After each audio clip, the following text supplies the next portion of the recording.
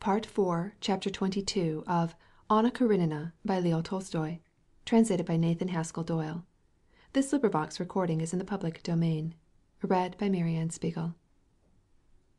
Stepan Arkadyevitch went into his brother-in-law's cabinet with the solemn face which he tried to assume when he sat in his official chair at a council meeting.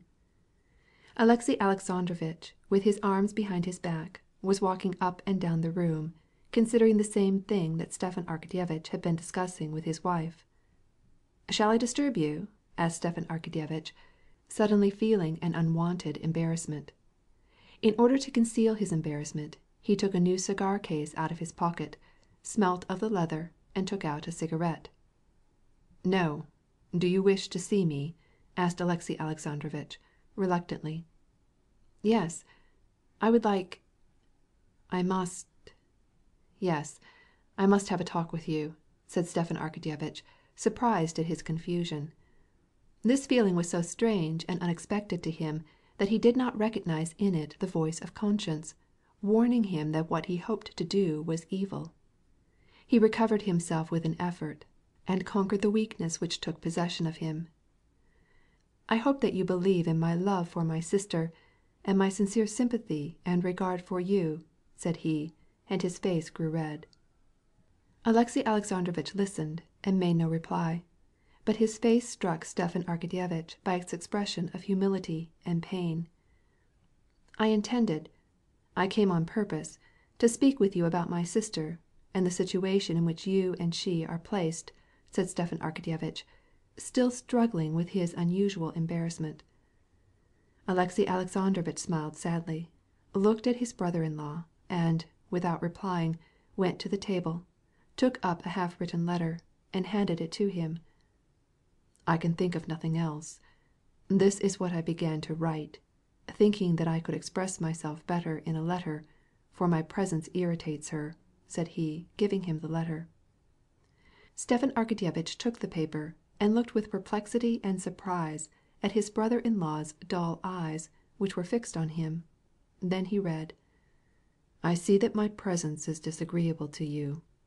Painful as it is for me to recognize it, I know that it is so, and it cannot be otherwise. I do not blame you.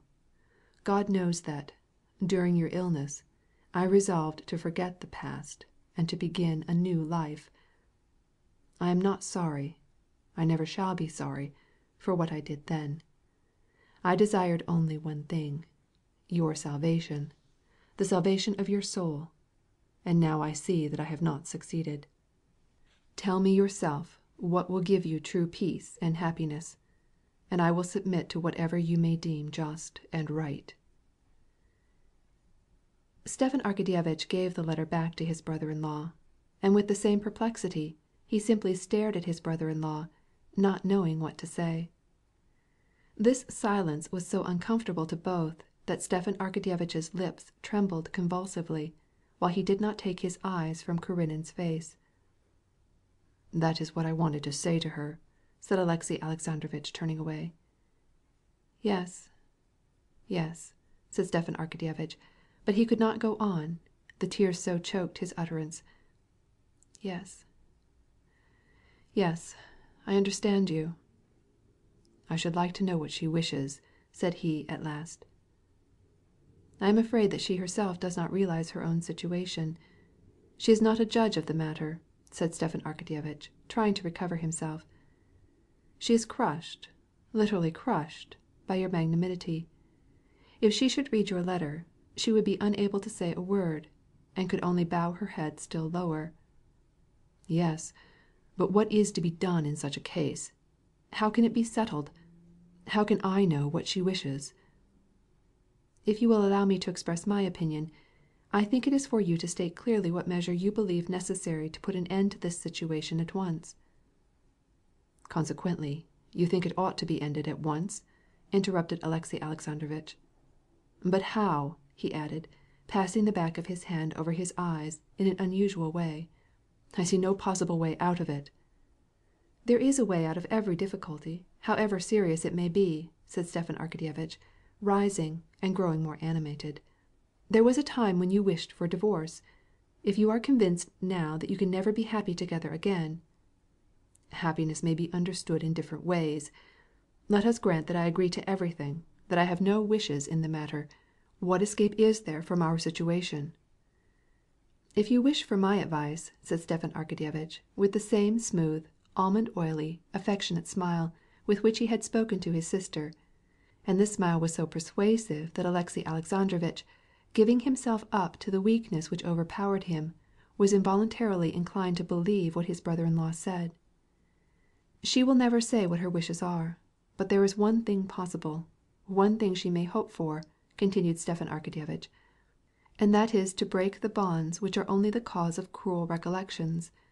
In my opinion, it is indispensable to put your relations on an entirely new footing, and that can only be done by both of you resuming your freedom." "Divorce!" interrupted Alexey Alexandrovitch with disgust. "Yes, I suppose that divorce—" "Yes, divorce," repeated Stepan Arkadyevitch, blushing. "Taking everything into consideration, that is the most sensible course when two married people find themselves in such a situation as yours. What is to be done when a husband and wife find that living together is impossible? This can always be brought about." Alexey Alexandrovitch drew a deep sigh, and covered his eyes. "There is only one consideration, whether one of the parties wishes to marry again. If not, it is very simple," continued Stepan Arkadyevitch, recovering more and more from his feeling of constraint. Alexey Alexandrovitch, with his face distorted by emotion, muttered something to himself, but made no reply. What seemed so simple to Oblonsky he had turned over 1,000 times in his mind, and, instead of finding it very easy, found it utterly impossible. Now that the conditions for divorce were known to him, it seemed to him impossible, because the sense of his personal dignity, as well as his respect for religion, prevented him from confessing to a fictitious accusation of adultery, and still less permitting his wife, whom he had once pardoned and still loved, to be disgraced and put to shame.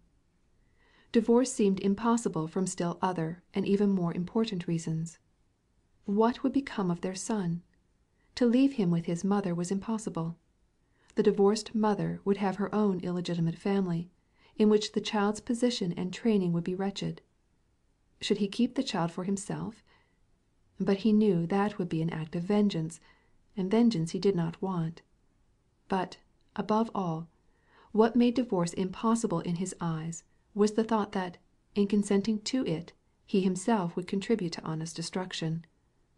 The words spoken by Darya Alexandrovna when he was in Moscow remained graven in his heart, that in getting a divorce he was thinking only of himself and forgetting that it would be her irretrievable ruin.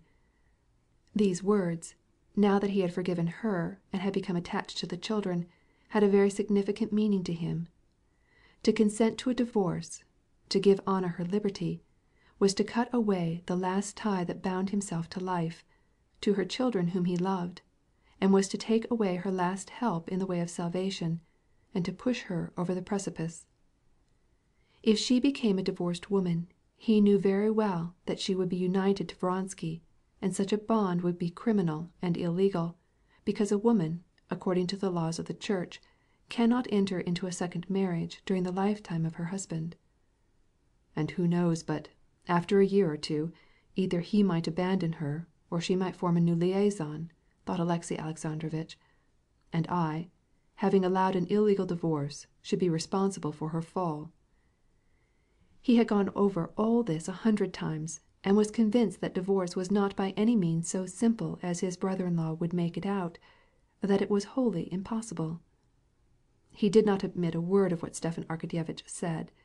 He had 1,000 arguments to refute such reasoning, and, notwithstanding this, he listened, feeling that his words were the manifestation of that irresistible force which ruled his life, and to which he would finally submit.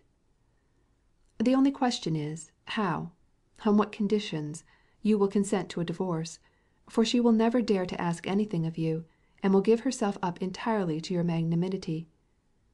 My God, why has this come upon me?" thought Alexey Alexandrovitch, and as he remembered the condition of divorce in which the husband assumed the blame, From shame he buried his face in his hands, as Vronsky had done.